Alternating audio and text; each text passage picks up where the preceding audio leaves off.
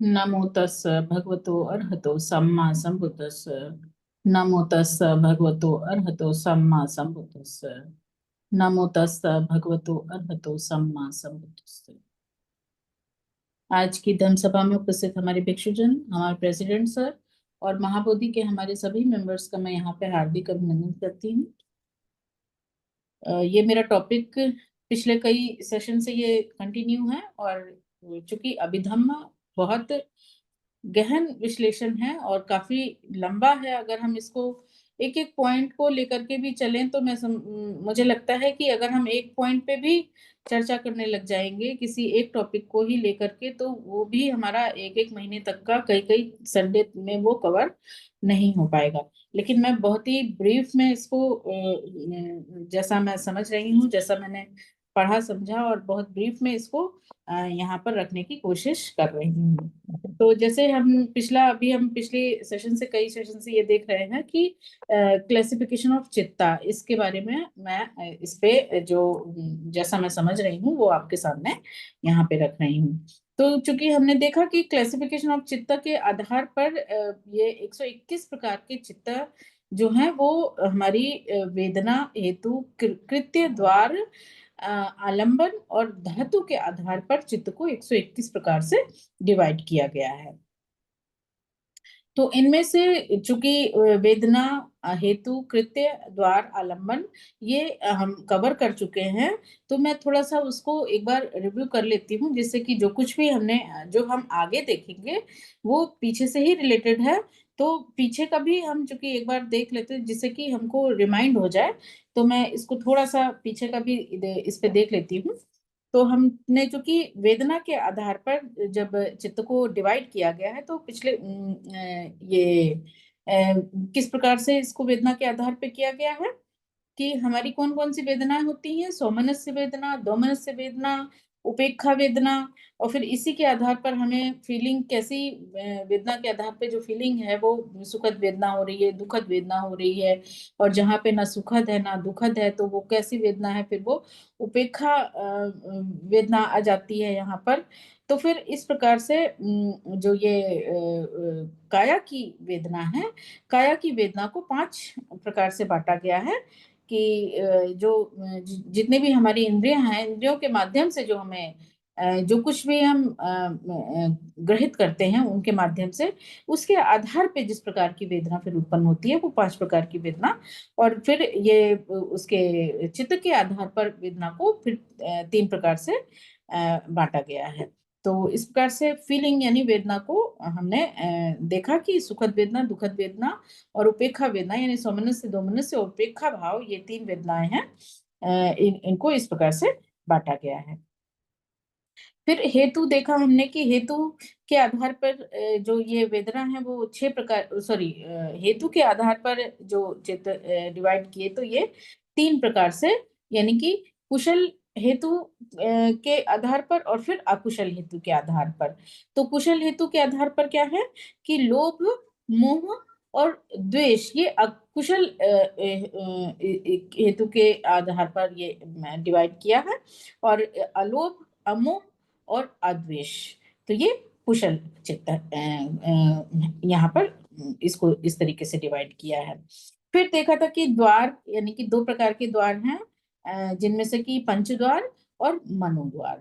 ये 2 द्वार हैं हमारे पूरे इस जो हमारा 5 तत्वों का ये बॉडी है, इसमें ये 2 द्वार हैं, पंच द्वार और मनोद्वार। उनमें से जो पंच द्वार हैं वो पांचों हमारे जितने भी ये हमारे इंद्रियां हैं उनके आधार पर ये पंचद्वार है, और मनोद्वार यानी कि चित्त का द्वार है। तो द्वार को इस प्रकार से 2 प्रकार से डिवाइड किया है द्वार के आधार पर। तो और ये जो द्वार यानी कि जो दरवाजे हैं, जो कुछ भी हम इनटेक करते हैं, जो कुछ भी हमारे भीतर हम, चूंकि जो कुछ भी इन इंद्रियों के माध्यम से जो कुछ हम ग्रहण करेंगे और चित्त के द्वारा जो ग्रहण करेंगे उसी के आधार पर कर्म जनरेट होता है। तो ये 2 दरवाजे जो हैं ये बहुत इंपॉर्टेंट वर्क यहाँ पर प्लेस करते हैं, क्योंकि इनके बिना उपस्थिति के कर्म जनरेट नहीं होगा। हालांकि जो पंचद्वार से है, जब जाएगा इंद्रियों के माध्यम से, तो आलम्बन आरंभन, फिर वो सारी प्रक्रिया हम देख चुके हैं, लेकिन इसको हम रिव्यू कर रहे हैं। तो उसके आधार पर फिर जब पंचद्वार से जा रहा है, फिर कृत्य के आधार पर वहां कृत्य जनरेट होगा, उसके आधार पर जो कुछ भी मनोद्वार में जाएगा, और फिर वहां से फिर कर्म जनरेट होगा। तो सबसे पहला जो पॉइंट यहाँ पर कर्म के लिए ओरिजिन पॉइंट जो है वो ये द्वार ही होते हैं। इन्हीं के माध्यम से फिर आगे जो कुछ भी जाता है वो कर्म को वहां पर डिसाइड करता है, जाकर जनरेट होता है जाकर। तो इस प्रकार से ये दो द्वार हैं, पंचद्वार और मनोद्वार हैं। फिर उसके बाद है ये कृत्य है, जो कि कृत्य के आधार पर हम देख चुके हैं कि 14 प्रकार से चित्त को डिवाइड किया था हमने। तो इन 14 प्रकार से जो चित्त को डिवाइड किया था, उनमें से देखा हमने कि पिछली अपनी उसमें मैंने इसको पूरा कंप्लीट कर दिया था। तो ये सबसे जो लंबा टॉपिक रहा है, ये कृत्य के आधार पर ही रहा है, क्योंकि यहाँ पर हम देख रहे हैं कि ये 14 प्रकार से चित्त को डिवाइड किया गया, फिर 14 प्रकार से उनके अलग अलग वर्किंग है, अलग अलग प्रोसेसिंग है। तो ये सबसे बड़ा यहाँ पर हो गया था। फिर आलम्बन और आरंभन, यानी आलम्बन यानी कि जो कि जहाँ पर ये चित्त जो है वो जाकर के टिक जाता है, यानी कि वहां पर एक तरीके से वहां पर अ, चित्त जो है अटक गया है, या उसको उसने टेक कर लिया है, इसलिए इसको आलम्बन या आरंभन कहते हैं। और ये जो है ये जो पंचद्वार से जब तक कि कोई भी चीज जो है वो इंद्रियों के माध्यम से रूप जब तक नहीं अवेलेबल होगा, तब तक की आरंभन की क्रिया जो है वो कंप्लीट नहीं होती है। तो जो सबसे पहली, चूंकि ये स्टेप बाय स्टेप प्रोसेसिंग हो रही है, तो इस स्टेप बाय स्टेप प्रोसेसिंग में जब द्वार से पंचद्वार और मनोद्वार हैं, जब पंचद्वार से इंद्रियों ने किसी भी रूप को ग्रहण किया, तब फिर जाकर के वो वहां पर आलम्बन की क्रिया प्रारंभ होती है। तो अब इन पंचद्वार को जब तक कि रूप अवेलेबल नहीं होगा, एक तरीके से जैसे कि हमको जब भूख लगती है तो उसके लिए हमें भोजन की आवश्यकता होती है, तो भूख को शांत करने के लिए भोजन की एक कॉमन सी चीज है। उसी प्रकार से इंद्रियों को क्या चाहिए? रूप चाहिए। जैसे कि जो चक्षु हैं उनको रूप चाहिए, तो वो चक्षु रूप हो गया। फिर हमारी जिह्वा है, उसको रस चाहिए। घ्राण है, उनको गंध चाहिए, गंध रूप चाहिए। फिर हमारे जो कर्ण है, उनको श्रोत रूप चाहिए। तो इस काया को जो है स्पर्श रूप चाहिए। तो ये रूप जब तक अवेलेबल नहीं होगा, तब तक की हमारी जो ये इंद्रियां हैं, पांचों इंद्रियां, पंचद्वार जो हैं, ये वर्क नहीं करते हैं। तो इनके लिए रूप की आवश्यकता होती है। तो इसलिए दोनों ही चीजों का यहाँ पर होना बहुत जरूरी होता है। किसके लिए? कर्म निर्माण के लिए ये बहुत जरूरी होता है। फिर एक यहीं पर आता है कि धम्म आरंभन। अब तो ये पंचद्वार से द्वार के थ्रू, इंद्रियों के थ्रू जो ये चित्त निर्माण हो रहा है, ये फिर जो मनोद्वार है, पंचद्वार प्लस मनोद्वार, ये दो द्वार हैं। फिर मनोद्वार में क्या चीज होती है? धम्म आरंभन यहाँ पर होता है। तो पंचद्वार से जब कोई भी आरंभन पंचद्वार के थ्रू नहीं हो रहा होता है कर्म जनरेशन के लिए, तो ये जरूरी है कि पंचद्वार से जब ये इनको रूप चाहिए चाहिए, तभी फिर ये जाकर के अगली प्रोसेस स्टार्ट होती है। मींस कर्म का जनरेशन तभी होता है। लेकिन उसके बावजूद भी एक और जो है वो क्या है? मनोद्वार भी है हमारा। जब हम मान लीजिए कि सुप्तावस्था में है, या कोई ऐसी ध्यान की भावना में है, या आंख बंद है हमारी, ऐसी जगह पर हैं जहां हमें कोई शोर नहीं है, कुछ भी स्वर नहीं सुनाई दे रहा, किसी प्रकार की गंध नहीं है वहां पर, किसी प्रकार का रस नहीं है, कोई आंखों को देखने के लिए कोई रूप भी नहीं है। तो ऐसी अवस्था में भी हमारा जो चित्त है वो काम कर रहा होता है। वो चित्त जो है कभी भी खाली नहीं बैठता है, क्योंकि जो ये भगवान की प्रोसेस है वो तो कंटिन्यू चलती ही रहती है। जैसे ही कोई इंद्रियों को रूप में आरंभन की क्रिया शुरू होती है, तो ये भवांग डिस्टर्ब हो जाता है उस प्रोसेस में।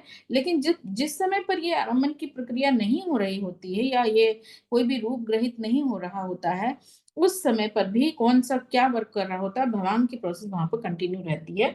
तो ऐसे में चूंकि चित्त कभी भी खाली नहीं रहता है, तो उस समय पे क्या है, क्या चल रहा होता है, हमारे जो पिछले विपाका हैं वो, और चित्त जो है हर समय कुछ ना कुछ उसको जो पिछला उसने ग्रहण किया होता है, जो कुछ भी पिछला, चाहे उसने रूप ग्रहण किया हो, चाहे रस ग्रहण किया हो, चाहे उसने किसी भी तरीके की गंध ग्रहण की हो, चाहे कोई स्रोत ग्रहण किया हो, चाहे टच ग्रहण किया हो, तो उसी को लेकर के वो कुछ ना कुछ उसके भीतर वो प्रोसेसिंग या कह लें कि वो मतलब कि विचार जो है वो चलते ही रहते हैं।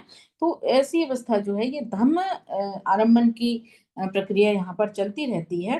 तो इस समय पर भी चूंकि हम सोच रहे हैं, जब हमारे पास रूप नहीं है किसी भी तरीके का, लेकिन चित्त जो है वो उस कंडीशन में भी धर्मारंभन कंटिन्यू है, और उस कंडीशन में भी चित्त जो है वो सोचने की प्रक्रिया कंटिन्यू उसकी बनी रहती है, और कोई भी विचार जो है, विचारों से हमारा चित्त जो है कभी खाली नहीं रहता है। कभी होता है कि हमारे सामने रूप भी विद्यमान है, रूप को हम देख भी रहे हैं, रूप को पहचान रहे हैं, लेकिन उसको ग्रहित नहीं कर रहे होते हैं। ग्रहित करने का मतलब यहाँ पर यह है कि उसको देख करके भी हम उसके अकॉर्डिंगली प्रक्रिया नहीं कर रहे हैं।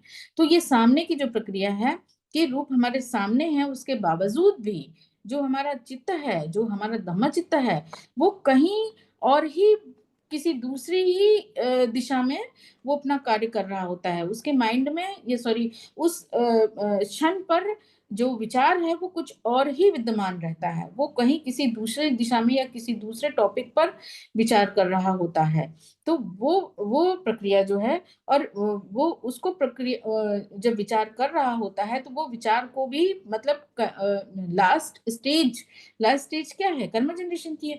तो वो उस लास्ट स्टेज तक भी उस जो उसका विश्लेषण हो या उसका विचार हो, जो कुछ भी उसके माइंड में चल रहा होता है, वहां तक ले जाता है, और फिर ले जाने का मतलब है कि कर्मा जनरेट हो जाता है वहां पर।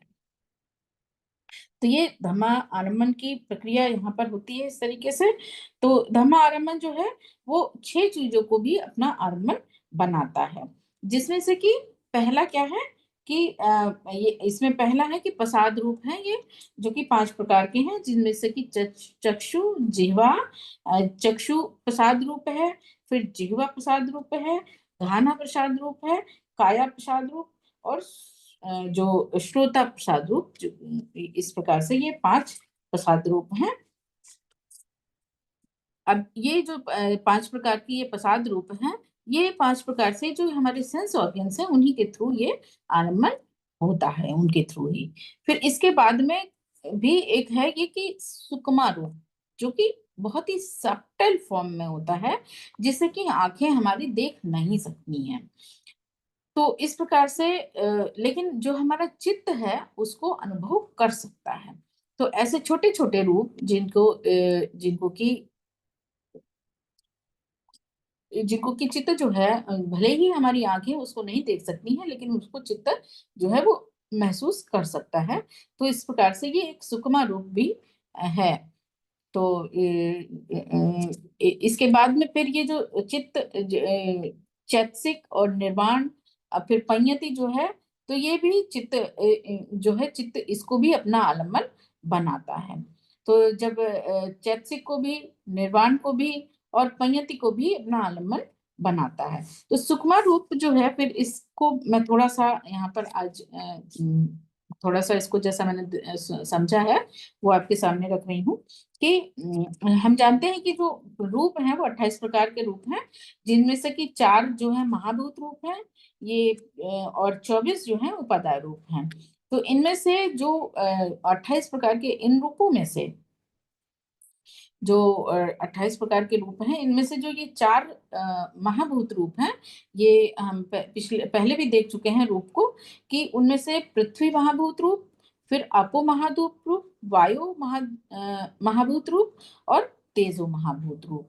तो ये जो इनमें से तीन महाभूत रूप जो हैं, ये इनको हम ओलारिका की श्रेणी में, मीन्स जो बड़े फॉर्म में, पाली की भाषा में उसको ओलारिका बोला जाता है, मीन्स बड़े फॉर्म है जिनको कि हम आंखों के थ्रू, अपनी इंद्रियों के थ्रू उसको देख सकते हैं।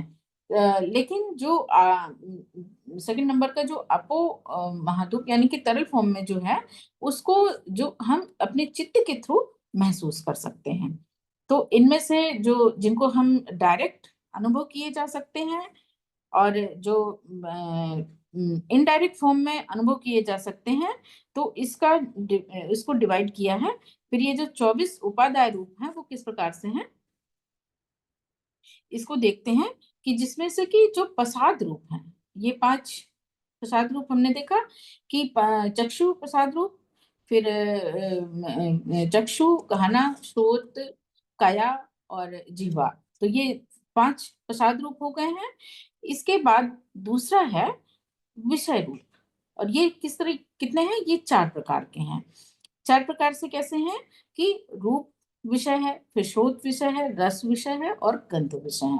अब ये जो दोनों हैं, ये जो हमने 5 प्रसाद रूप देखे हैं इंद्रियों के माध्यम से, तो इंद्रियों के रूप क्या है, इंद्रियों के रूप, चूंकि आंख को क्या चाहिए, उसको रूप चाहिए, और कुछ भी देखने के लिए विजन चाहिए, और कानों को चाहिए स्रोत चाहिए, स्रोत रूप चाहिए। विषय, उसका विषय क्या है, स्रोत का कान का जो हमारे कर्ण है, उनके लिए उनका जो विषय है वो स्रोत है।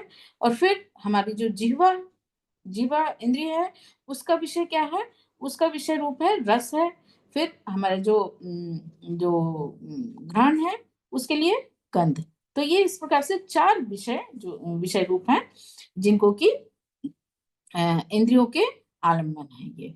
और ये जो इंद्रियों के आलम्बन है, ये 5 प्रसाद रूप और 4 विषय रूप, तो इस प्रकार से ये 9 इंद्रियों के आलम्बन हो गए हैं, जिनको कि हम डायरेक्ट फॉर्म से, इंद्रियों के माध्यम से हम इनको महसूस कर सकते हैं, इनको जान सकते हैं।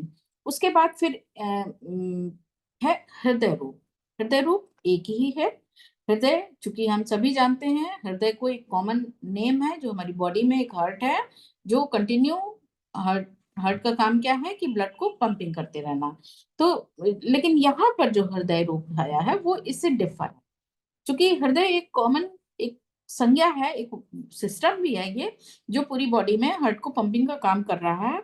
तो इस ये उससे इतर ये जो हृदय रूप है, ये क्या है, यहाँ पर इसको हृदय बत्थु कहा गया है, कि जहां पर कि हृदय बत्थु कौन सी जगह होती है, हृदय बत्थु वो जगह होती है जहां पर कि चित्त और चैतसिक जो है वो दोनों, मतलब वहां पर रह करके अपना काम करते हैं। तो चित्त, अब यहाँ पर एक पॉइंट ये बात हो सकती है कि चित्त कहाँ उत्पन्न होता है, चित्त है क्या, चित्त कहाँ उत्पन्न हो रहा है। तो चित्त को किसी तरीके की कोई, मतलब जैसे हार्ट का नाम लिया हमने, तो हार्ट कोई एक ऑर्गन है जिसको कि हम टच कर सकते हैं, उसको देख सकते हैं, छू सकते हैं। लेकिन चित्त यहाँ पर किसी भी तरीके की ऐसी कोई रूप ऐसा नहीं है कि जिसको कि हम देख सकें, टच कर सकें या छू सकें या कुछ किसी फॉर्म में उसको विजुअलाइज कर सकें। बल्कि यहाँ पर क्या है कि कुछ चीजों के उत्पन्न, कुछ चीजें परिस्थितियां हो, उससे वो उत्पन्न हो, ऐसा, मतलब कि एक फीलिंग, जैसा कि यहाँ पर उसको हम नाम दे सकते हैं कि वो उत्पन्न हो। जैसे कि दर्द, वेदना जो उत्पन्न, वेदना चित्त जो उत्पन्न होगा, तो क्या वेदना हर समय तो नहीं रहती है, वेदना चाहे सुखद हो, चाहे दुखद हो, चाहे उपेक्षा वेदना हो। जब किसी भी तरीके का कोई रूप हमारे सामने आया, वो अगर सौमनस्य है, सौमनस्य रूप सामने आया, तो किस तरह की वेदना उत्पन्न हो गई, सुखद वेदना उत्पन्न हो गई। तो सुखद वेदना ना तो हमें कहीं दिखाई दे रही है, ना कहीं वो ऑलरेडी पहले से रखी हुई थी या कहीं स्टोर होगी जा करके, बल्कि परिस्थितियों के उत्पन्न होने से ये जो उत्पन्न हुई है वेदना, ये जो उत्पन्न हुआ है ये चित्त, ये इस प्रकार से इसको समझ सकते हैं। इसका एक उदाहरण हम ये भी ले सकते हैं कि जैसे कि कोई भी माचिस है, माचिस में तो अगर उसकी तीली है, उसमें तो आग नहीं है ना, आग वो हमको दिखाई तो दे नहीं रही है, लेकिन है उसमें आग। किस फॉर्म में है कि उसकी तीली पर बारूद लगा हुआ है, और जब उसको माचिस को हम नेक्स्ट तीली की उस पे किसी चीज से उसको घर्षण उसको देते हैं, उसमें किसी तरीके का फ्रिक्शन उत्पन्न होता है, तो वही जो बारूद है वो फिर अग्नि में कन्वर्ट हो जाता है वो। इसी तरीके से तो हम यहाँ पे कह सकते हैं कि वहां आग नहीं थी, लेकिन आग उत्पन्न हुई परिस्थितियों के उत्पन्न होने, परिस्थितियों के अवेलेबल होने से वो उत्पन्न हुई। तो इसी प्रकार से हृदय बत्थु वो स्थान है जहां पर कि चित्त और चैतसिक दोनों अपना काम वहां पर करते हैं, और किस कंडीशन, जब उनको कंडीशन अवेलेबल होती है। तो इस तरीके से हृदय रूप जो है वो एक है। फिर है जीवित रूप, ये भी एक ही है। आहार रूप ये भी एक है। फिर परिच्छेद रूप ये भी एक है। वो किस तरीके से है कि हमारी बॉडी में देखिए कि कितने परिच्छेद हैं, मतलब कि छिद्र हैं, कि नोज के हैं, कान के हो गए, फिर हमारी पूरी बॉडी पर पता नहीं कितने जो ये रोम छिद्र है, ये पूरी बॉडी में उपस्थित है। तो इस प्रकार से ये परिच्छेद रूप उस सबको मिलाकर के एक रूप ये कहा गया, परिच्छेद रूप है। फिर विඤ्यति रूप है, ये दो प्रकार से हैं। ये काया की विඤ्यति और दूसरी है वचन की विඤ्यति, मतलब वोके विඤ्यति है। तो इस प्रकार से ये दो विඤ्यति रूप हैं। विकार रूप जो कि तीन है, और फिर लक्षण रूप ये चार रूप हैं। लक्षण रूप में किस कौन कौन से लक्षण है, जो कि हमारी इस पूरी जो हम जीवन चक्र है उसमें जन्म है, फिर बुढ़ापा है, फिर बीमारी है, फिर मृत्यु है। इस प्रकार से ये लक्षण हैं, जो कि ये लक्षण रूप है, ये चार प्रकार से। तो ये इन सबको भाव रूप से लेकर के लक्षण रूप तक ये जो है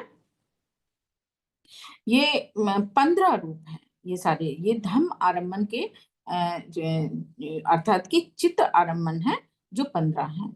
तो इस प्रकार से हम हमने देखा कि ये जो उपादाय 24 उपादाय हैं, इनमें से 9 जो प्रसाद रूप और विषय रूप ये इंद्रियों के रूप हैं, ये 9 हैं। और जो धम्म के आरम्भन है ये 15 हैं। तो ये कुल मिलाकर के 24 उपादाय रूप हो गए हैं। अब इनमें से भी हमने देखा कि जो ये प्रसाद रूप और विषय रूप हैं, इंद्रियों के रूप हैं, ये किस फॉर्म में काम करते हैं, ये करते हैं हमारे ओलारी का फॉर्म में काम करते हैं। यानी कि जिनको जब इनको मतलब किसी कोई बड़ी चीज मिले जो कि इंद्रियों के थ्रू देख सकते हैं, सुन सकते हैं, इस तरीके से। और जो ये 15 जो है धम्म के आरम्भन के हैं, चित्त आरम्भन है, ये सब्टल फॉर्म में रहते हैं। ये सूक्ष्म रूप हैं, सूक्ष्म रूप हैं, जो कि केवल धम्म के ही थ्रू इनको हम महसूस कर सकते हैं। ये उसी के थ्रू अपना आरम्भन बनाते हैं। तो इस प्रकार से आपको महादूत और ये 15 जो उपादाय रूप हैं, ये टोटल 16 मिलकर के सूक्ष्म रूप हैं, जो कि धम्म चित्त के आरम्भन हैं। और जो 12 जो है वो ओलारिका के फॉर्म रूप हैं। और ये 16 सूक्ष्म रूप इंद्रियों के बगैर भी जो मनोद्वार से प्राप्त इनको कर सकते हैं। ये चित्त के आरम्भन है, बिना इंद्रियों के भी ये अपना काम करते हैं, कर्म का जनरेट करते रहते हैं। तो इस प्रकार से सूक्ष्म रूप को हमने यहाँ पर देखा। तो मैं आज की टाइम भी कंप्लीट हो रहा है, और अगर आगे का लूंगी तो फिर वो काफी टाइम ले लेगा। तो इसको मैं आज यहाँ पर यहीं पे विराम देती हूँ। और मुझे सभी लोगों ने ध्यान से सुना, इसके लिए मैं सभी लोगों का बहुत बहुत साधु।